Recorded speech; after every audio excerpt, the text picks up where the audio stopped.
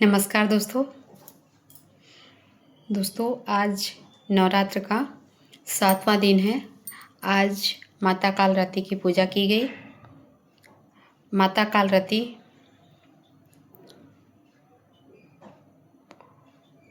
का जो रंग है, उनका स्वरूप है, बिल्कुल वो काले रंग का है। बिखरे हुए उनके बाल हैं।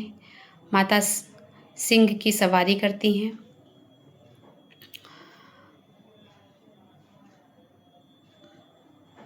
माता कालरात्रि के 3 नेत्र हैं, 4 भुजाएं हैं माता की।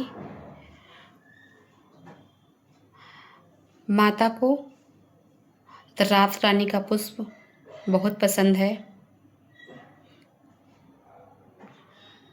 और नहीं तो लाल पुष्प तो सबके यहाँ होता है, तो माता को लाल पुष्प चढ़ाया जाता है। आप कॉमन है कि लाल पुष्प सबको मिल जाता है, तो सब लोग आसानी से मिलने वाला लाल रंग ज़्यादातर फूलों का होता है, तो आप कोई भी फूल चढ़ा सकते हैं लाल रंग का। लेकिन विशेष है रात रानी का फूल।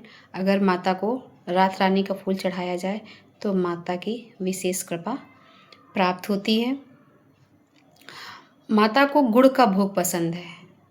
आप लगाने को तो जो मेवा है, मिष्ठान है, दूध से बने पदार्थ हैं, आप कोई भी मिठाई, पेड़े, बर्फ़ी, फल में जो आप चाहें वो चढ़ा सकती हैं। पर विशेष है कि माँ को गुड़ से बने पदार्थ, गुड़ से उससे बनी मिठाई बहुत पसंद है। माता अपने भक्तों पर बहुत ज़्यादा कृपा करती हैं।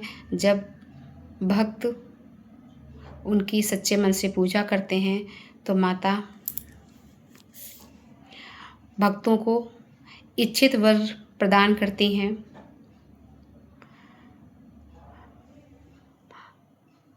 माँ कैसे अवतरित हुई, ये कालरात्रि माता कैसे अवतरित हुई, आप सब दुर्गा सप्तशती का पाठ करते हैं, उसमें भी निकलता है कि जब पार्वती के माता से ही कालिका माता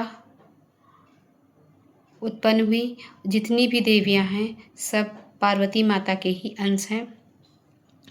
उन्हीं में से 9 दुर्गा बनी है। तो 9 दुर्गा का 7वां स्वरूप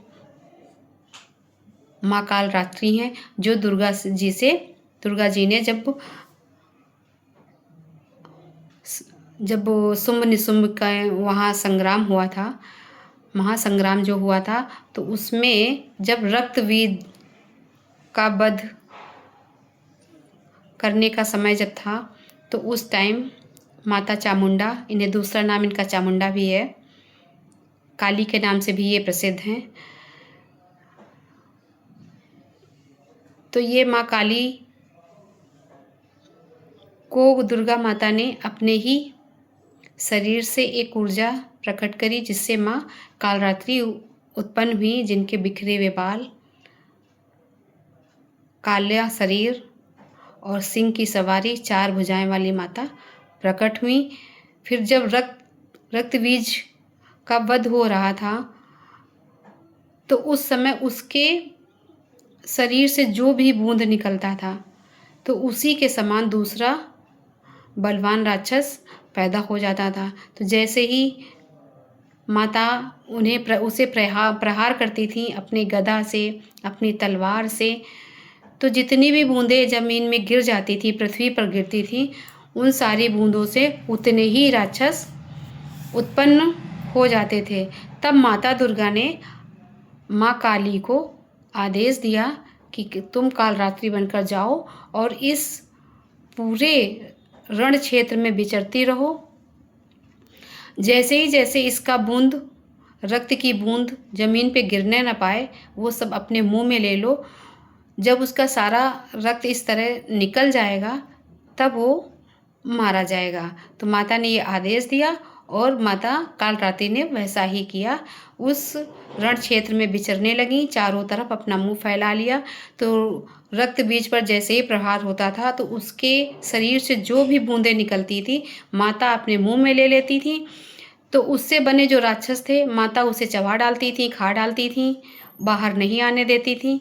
यही माता कालरात्रि की कथा है दोस्तों। और कुछ ज़्यादा आपको जानकारी हो और भी आपकी जानकारी हो, मुझे इतना ही पता था। और विस्तार से तो बहुत बड़ी ये कथा है, पर मैं आपको बहुत ही छोटा करके बता रही हूँ। और आपकी जानकारी में जो भी है आप हमारे कमेंट बॉक्स में लिख के बताइएगा। नमस्कार, जय माता की।